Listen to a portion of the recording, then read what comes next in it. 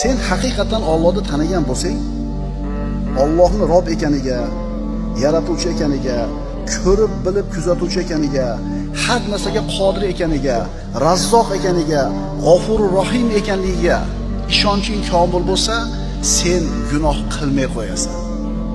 Gunoh qilmay qo'ydingmi? Muammo yechildi. Nima uchun?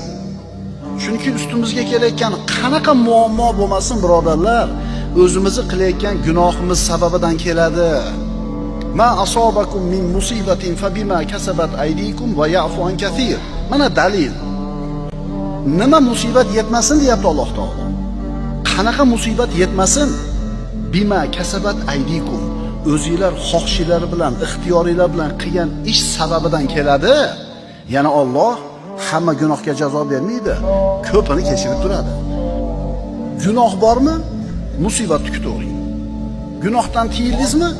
Musibatlar, muammolar tugadi do'ring. O'sha ko'chada osiylik qilib yurgan odamlarni qarasangiz, muammosi mana shu.